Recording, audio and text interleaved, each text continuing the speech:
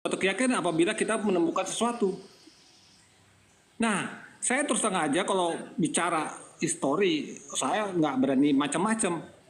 Itu pasti suatu pendapat-pendapat pribadi yang mencatatnya, yang terpengaruh oleh kekuasaan dan terpengaruh oleh ambisi pribadi juga.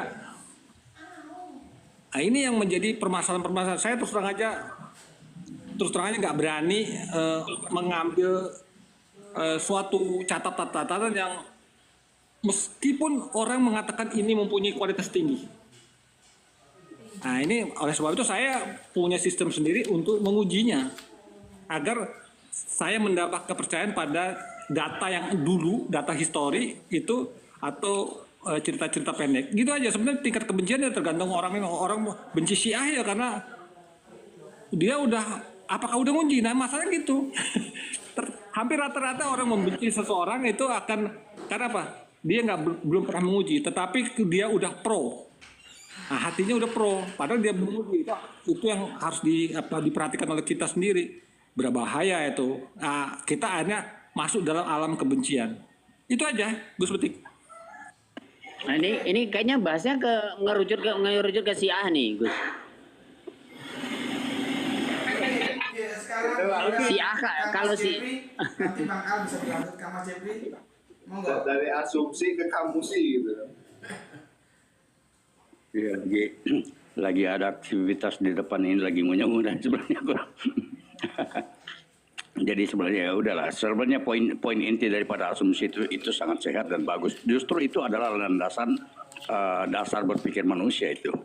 Karena kebenaran kalau kita sudah paham tentang kebenaran absolut itu tidak ada, maka asumsi dasar landasan akar berpikir kita gitu.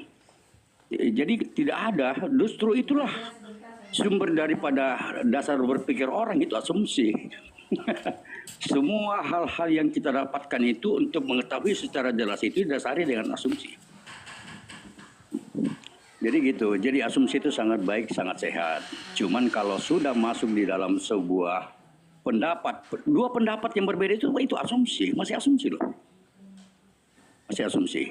Jadi yang perlu kita jaga, saya katakan, di dalam membangun kerangka berpikir kita itu untuk menemukan suatu titik temu yang mana yang paling benar, ya, yang mana yang lebih mendekati dari kebenaran-kebenaran untuk bisa mendirikan suatu pemahaman atau pegangan, yaitu mari kita menjaga mitra berpikir kita. Itu yang paling utama kalau saya. Jagalah mitra, ya, mitra di dalam menguji pendapat-pendapat yang bertentangan atau berbeda pendapat itu gitu. Jadi kedewasaan yang harus kita pergunakan yang paling prioritas. Tapi kalau kita mengkaji tentang asumsi, justru itu landasan itu, pondasi berpikir manusia itu sebenarnya itu namanya asumsi.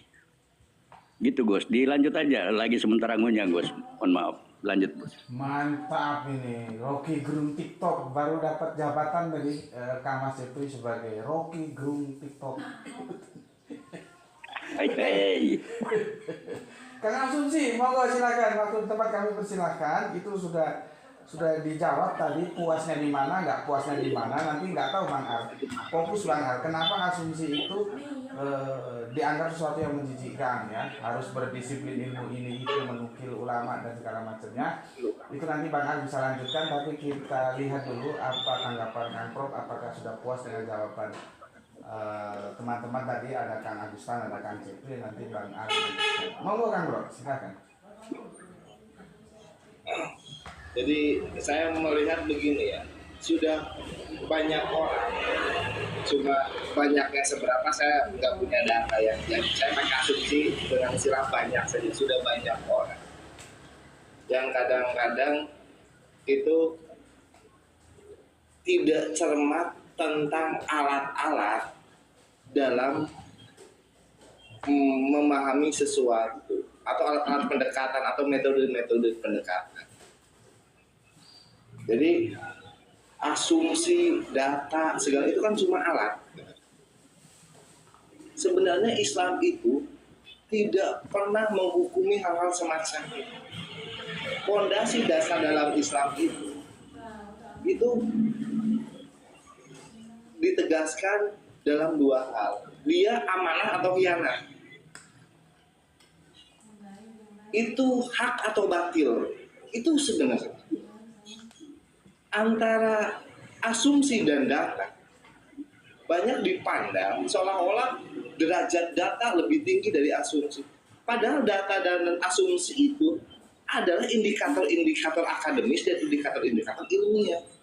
Tidak akan sesuatu itu menjadi akademis dan ilmiah kalau indikator asumsi dihilangkan, ataupun tidak akan menjadi akan menjadi ilmiah atau akademis kalau indikator data pun dihilangkan. Karena asumsi harus berkembang menjadi data, dan data pun harus dimulai dari asumsi. Bagaimana mungkin bisa menjadi data kalau tidak ada asbab awalnya? Nah, kita sering lupa di sana. Jadi yang dipertentangkan itu soal data asumsi. Padahal kita cermati, ini khianat atau amanah, ini hak atau batil. Karena baik data maupun asumsi itu sebenarnya sifatnya netral. Manusialah yang menjadikan data dan asumsi itu ke arah kanan. Dan saya perlu tegaskan kepada guru-guru saya di sini ya. Saya kenapa mengambil ranah asumsi?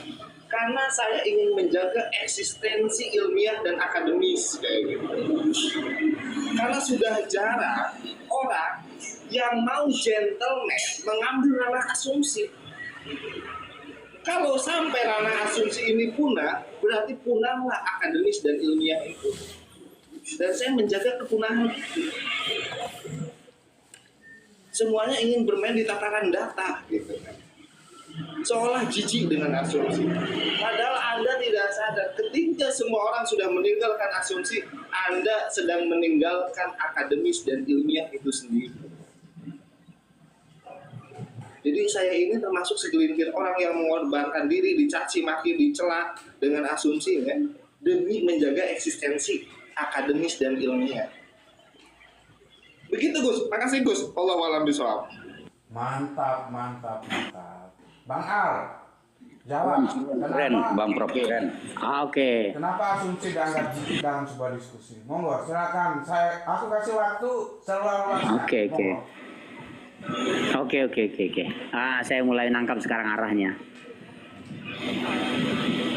Kalau menurut saya ya, bagaimanapun juga kalau di dalam kita membahas sesuatu, yang terbaik itu memang berlandaskan ilmu atau bisa dikatakan akademis ya. Akademis itu kan artinya ada pondasi ilmu atau disebut ilmiah di situ. Ada pondasi ilmu di situ. Nah, lalu dari situ nanti kita buat sebuah analisa. Nah, analisa yang belum sampai konklusi, belum final, itu menurut saya masih bisa dikatakan asumsi. Artinya di sini asumsi itu sendiri tetap harus di backup dengan ilmu, begitu. Harus tetap di backup dengan kaidah-kaidah yang ilmiah juga gitu. Hanya saja mungkin saya menangkap begini, mungkin ada makna di asumsi yang berbeda mungkin antara kita mungkin gitu ya. Jadi saya memaknai asumsi itu bukan sebuah sesuatu yang liar, tetapi adalah sesuatu pemikiran alternatif dari sesuatu yang sudah common gitu, sesuatu mainstream. Nah, jadi saya memaknainya mungkin yang ditangkap oleh Prof itu mungkin lebih ke arah sana. Dia memberikan alternatif dari kerangka mainstream yang sudah ada. Nah, sehingga saya juga memberikan saran ketika memang itu sebuah kerangka alternatif ya, itu sebenarnya asumsi bukan asumsi tapi tanda petik gitu. Tanda petik artinya karena yang dua kutub utara dan selatan ini adalah arus mainstream, sedangkan arus alternatif ini tidak mainstream, sehingga dia dimasukkan ke dalam ranah asumsi gitu. Bagi orang yang memegang dua kutub tadi, dia dianggap asumsi gitu. Kenapa? Karena pendapat dia tidak mainstream. Padahal yang seperti ini pemikiran alternatif. Artinya dia keluar out of the box gitu. Walaupun kata orang, if you out of the box, you will be finished in the box gitu. Kalau kamu keluar dari kotak, out of box, maka kamu akan dimasukkan orang ke dalam kotak. Ya artinya pemikiran yang di luar kerangka mainstream itu berisiko, maksudnya begitu. Berisiko dia akan menjadi sasaran gitu. Kenapa? Karena berbeda sendiri. Tetapi kalau orang yang bijak di dalam dialektika, dia kan tidak akan buru-buru seperti itu. Artinya orang yang out of the box cara berpikirnya, orang yang di luar pola mainstream cara berpikirnya, itu justru harus dipertimbangkan. Assalamualaikum. Kenapa? Waalaikumsalam. Karena dia bisa melihat dari tidak hanya 2 sisi, tapi 3 sisi gitu. Sehingga dia memberikan alternatif di situ. Nah itu asumsi yang saya berikan makna tanda petik. Nah yang saya harapkan adalah asumsi yang seperti itu. Tapi asumsi yang berkembang di kebanyakan orang tidak begitu. Orang umum memandang asumsi itu adalah pikiran-pikiran liar yang bebas dari kaidah-kaidah akademis. Yang seperti itu saya tidak sependapat gitu. Kenapa? Karena orang akan berkata, berpendapat sesuka-suka dia gitu. Tanpa ada landasan ataupun keluar dari prinsip-prinsip ilmu pengetahuan. Sehingga dia bisa saja menafsirkan monyet itu kucing. Boleh saja itu. Dengan landasan ini kan asumsi gitu. Yang seperti itu menurut saya asumsi yang liar. Jadi ada 2. Ada asumsi yang sifatnya memang liar, bebas gitu, melanggar kaidah-kaidah ilmiah. Ada asumsi yang sebagai out the box mind, pikiran di luar kotak, sebagai alternatif daripada arus mainstream yang sudah pakem gitu. Sehingga saya lebih memilih asumsi dalam makna yang ini gitu, sehingga dia menjadi alternatif. Nanti kita akan berikan sebuah contoh, kita bedah gitu. Saya akan bisa kasih contoh yang ini yang saya maksud ini nanti. Contohnya yang sudah mainstream, misal kasus siapa yang disalib? Oh Yudas gitu kan, Simon gitu. Atau kasus siapa yang disembelih? Ishak, Ismail gitu. Nah ada pemikiran asumsi atau pemikiran sudut pandang sisi yang ketiga bahwa berbeda dari yang sudah mainstream. Nah saya berharap mana asumsi itu adalah yang seperti itu. Jadi dia memberikan alternatif 2 kubu yang sudah mainstream tadi. Sehingga bisa yang pertama itu mendamaikan, kedua memberi benang merah, sekaligus memberi solusi.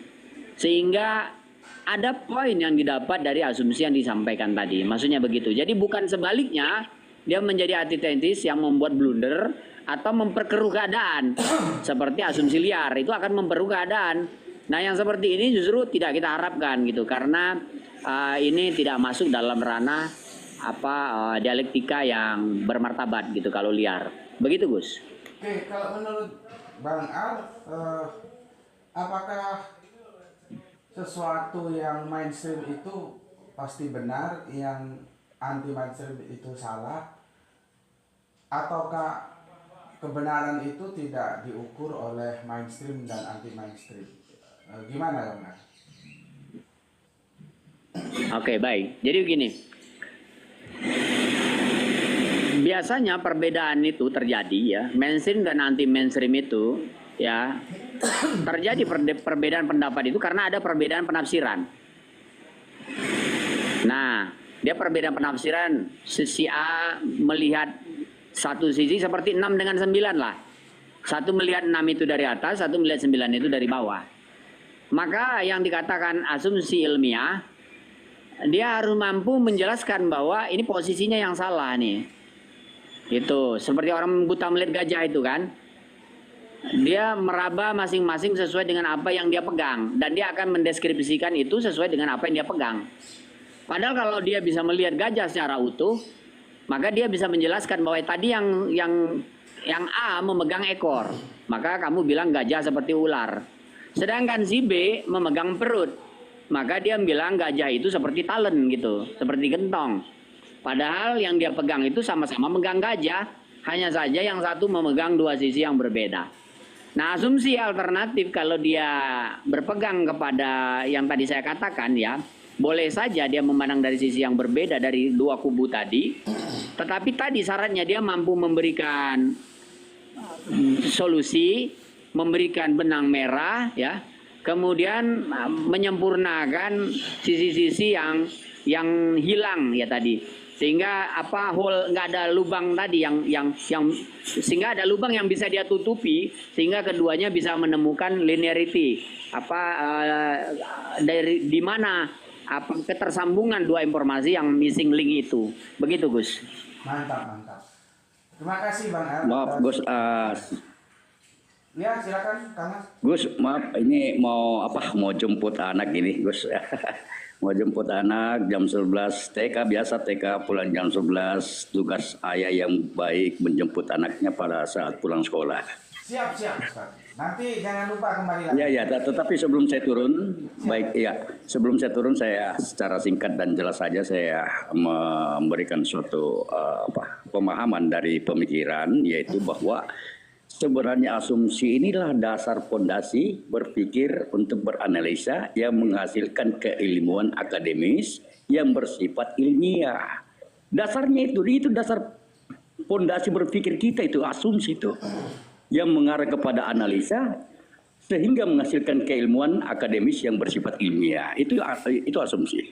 Jadi sangat tidak ada satupun yang bisa dihasilkan tanpa didasari oleh fondasi asumsi gitu, dan sudah dijelaskan tadi sebelumnya sama Bang Prof. Cuma saya memperjelas secara singkat aja. Demikian Gus Betik dan saudara saya Bang Al, Ustadz Agustin dan Ustadz Kiki. Saya mendahului dulu karena mau jemput anak. Assalamualaikum warahmatullahi wabarakatuh. Waalaikumsalam. Oke, sebelum ke layar Kiki Sihaan, Horas Dolai, kita ke Kang Mas Agustan. Monggo Kang Mas. Jadi gini, asumsi itu adalah suatu proses pada diri ya, membentuk suatu keyakinan tapi tanpa ada fakta. Penjelasan ke arah faktanya tidak ada, membentuk sehingga orang tuh kalau mempunyai asumsi itu akan mempertahankan keyakinannya itu. Jadi kepercayaannya itu, sehingga kadang-kadang menimbulkan amarah, dan ketika bentrok sama orang maka timbul kebencian. Tapi memang tidak beda dengan pendapat ya. Oh, pendapat itu membentuk suatu isu-isu. Ini agak berbeda, tetapi semua baik asumsi maupun pendapat itu tidak bisa diverifikasi kebenarannya.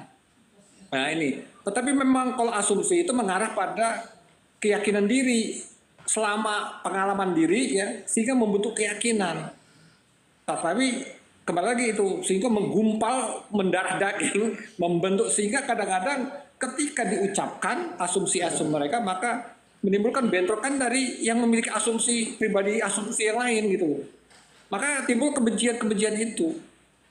Padahal kalau diuji, Anda jelaskan secara urutan secara ilmiah, maka nggak bisa dibuktikan. Faktanya nggak ada gitu.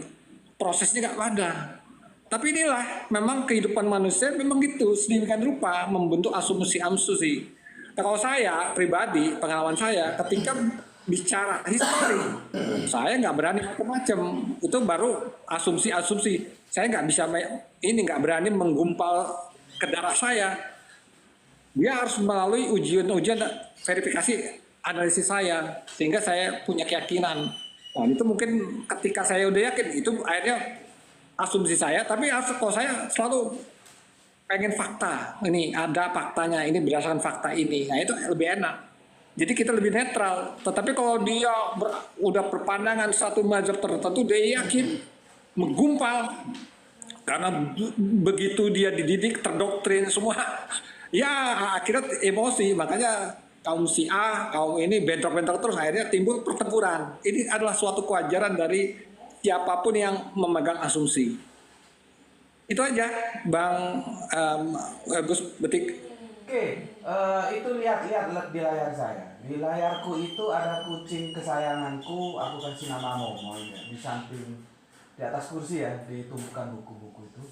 Aku bilang begini, kucing Momo, kucing kesayanganku itu yang ada itu ya Mas Agustan jamnya. Itu menurut jenengan asumsi atau data? Itu bukan yang kucing itu toh? Iya, itu yang kucing tidur itu asumsi atau Itu nggak bisa dikatakan, itu bukan, itu cuma layar, data pun bukan, karena nggak bisa terbaca, bukan asumsi, bukan data. Oke. Terima kasih Kang Agustan atas pemaparannya. Sekarang kita lanjutkan ke hala kita dong. Tapi dia nggak bisa ngomong Batak katanya Kiki siaran ini. Oke, untuk lagi Kiki waktu dan tempat. Nggak bisa ngomong. silakan. Monggo lagi Kiki. Ya, iya. Kalau kita bicara asumsi itu maksudnya kan teori. Teori itu harus berlandaskan. Teori itu disebutnya sebagai nazari atau sebuah gagasan yang dia masih perlu dipertanyakan atau masih butuh dasar atau butuh dalil. Nah, sedangkan dalil itu artinya signifikansi. Signifikansi yang menjadi dasar atas teori-teori turunannya, atau yang nanti kita sebut badihi atau prinsip-prinsip sebuah bukti. Jadi contoh teori itu misalnya 2 ditambah 2 ditambah 2 sama dengan 6. Itu teori. Tapi dasarnya apa? Yang menjadi dasar, yang menjadi badihi adalah karena 1 ditambah 1 sama dengan 2. Nah, yang badihi itu tidak butuh pertanyaan kenapa, tetapi yang nazari, yang teori, dia butuh pertanyaan kenapa. Nah, persoalannya asumsi ini kan dia ada 2. Apakah asumsi ini berdasarkan kerangka teori hingga dia melalui proses penalaran, atau apakah dia proses kias, proses tamsil, atau istiqra. Sedangkan kalau misalkan dia asumsi dalam arti tidak memiliki basis fakta, ini ada 2 hal. Apakah dia imajinasi atau dia waham. Waham itu dugaan, artinya tidak pernah ada basis realitasnya sama sekali. Kalau imajinasi dia masih punya basis realitas. Misalnya gambar abstraksi kita tentang mobil, dia ada basis faktanya. Tapi kalau mobil yang rodanya 6,5, itu kan nggak ada basis faktanya. Itu bisa kita sebut sebagai waham. Nah, asumsi ini kita mau masukin ke kelompok apa? Apakah dia imajinasi atau halusinasi? Nah, lalu juga kalau kita bicara tentang metode ilmiah. Ilmiah ini, orang hari ini banyak gunain kata ilmiah sementara tidak tahu sejarah kata ilmiah ini dari mana.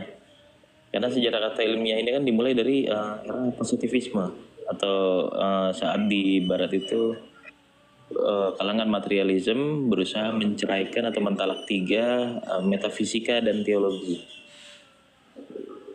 Lalu mereka membangun basis keilmuannya bahwa secara ontologi atau secara basis memandang eksistensi adalah hanya yang bisa dieksperimen atau hanya yang bisa didekati dengan indera yang dia bisa dikatakan statusnya ada. Sedangkan yang di luar itu dianggap tidak nyata. Nah, kita tahu bahwa dalam cara pandang dunia atau paradigma, ada 4 paradigma, belum ada yang kelima.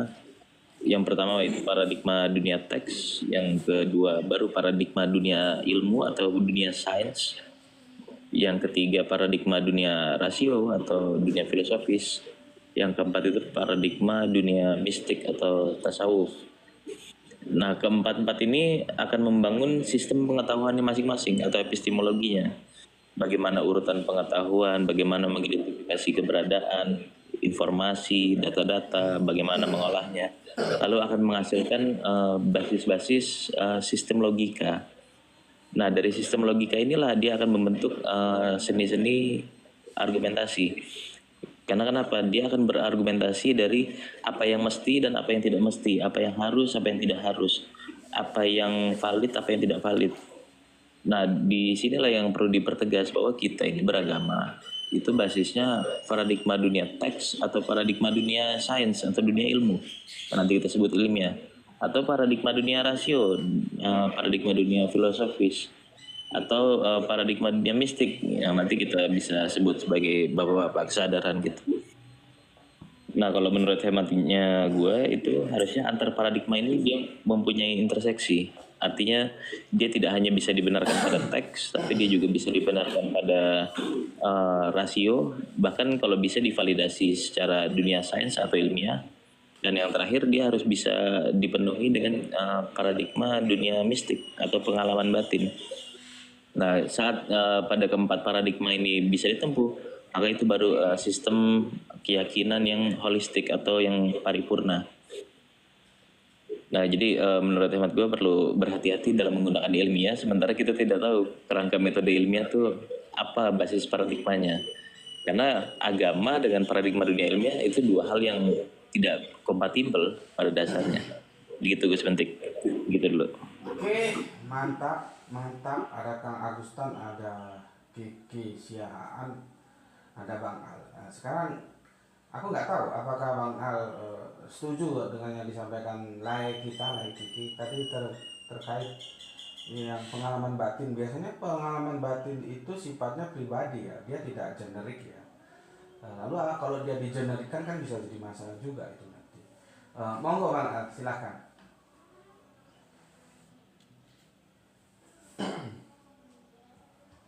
Bang Al, lagi di tempat? Oke, ya. Oke, apa tadi pengalaman batin? Iya, apakah bisa? Oke ya. Tapi ini kan lebih mengarah kepada ilmu pengetahuan ya. Betul. Oke. Ya, kita mengakui dalam Ahlus Sunnah mengakui ya. Contohnya ada namanya mujizat. Itu ilmu yang high level yang Allah berikan kepada para nabi. Ya. Itu profetik sifatnya, kenabian. Tapi ada yang sifatnya sifatnya non profetik. Yang bukan nabi gitu. Itu namanya karomat atau karomah ya. Itu ada juga. Nah, itu juga bagiannya turunannya misalnya ilmu laduni, hal-hal yang kayak gitulah.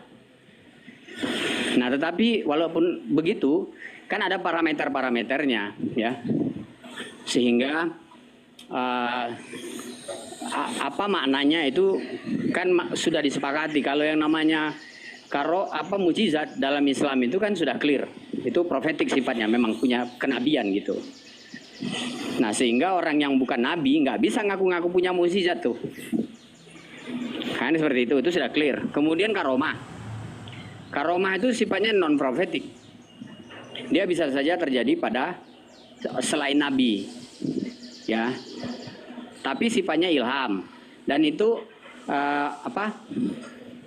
juga nggak bisa direkayasa seperti itu.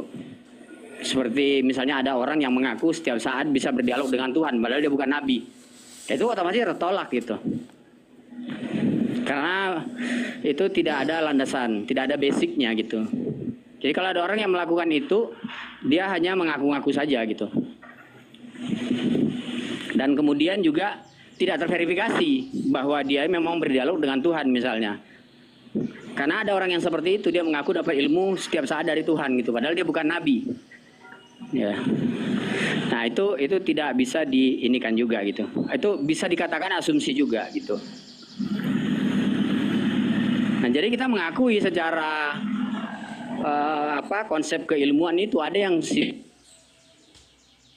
memang tadi yang metafisik atau mistik gitu. Kita sepakat, hanya saja tidak boleh liar gitu. Sehingga ada parameter yang jelas. Kemudian dia harus terkonfirmasi juga gitu. Dan tentu saja disepakati oleh istilahnya tuh ilmu pengetahuan secara umum. Nah, gitu.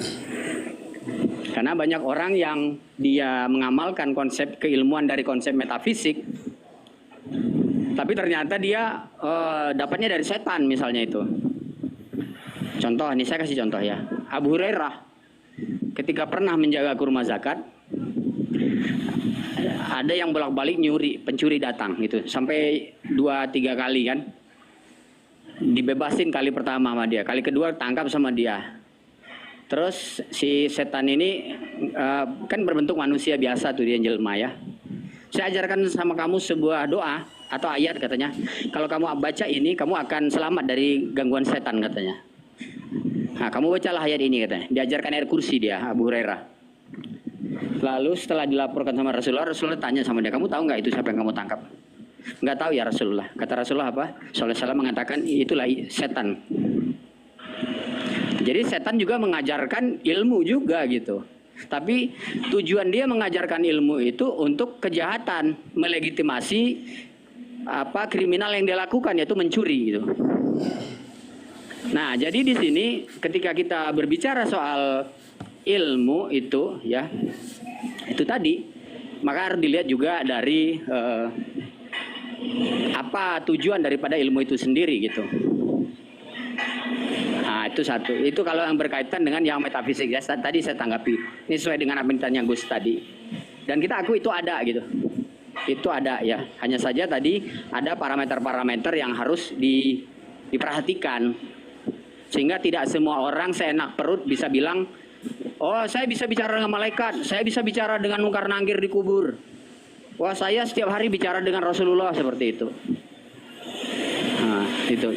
Jadi itu ada ininya gitu, ada batasan juga. Oke, itu dulu Gus. Oke, sebentar. Tetapi hal-hal yang metafisik tadi itu baik yang dilakukan katakanlah yang disebut profetik dan yang non profetik itu padahal sama-sama nggak bisa diverifikasi ya Bang Ar ya. Halo Bang Ar. Bisa Gus, bisa. Kalau yang profetik bisa, halo bisa. Bisa, kalau yang profetik bisa diverifikasi.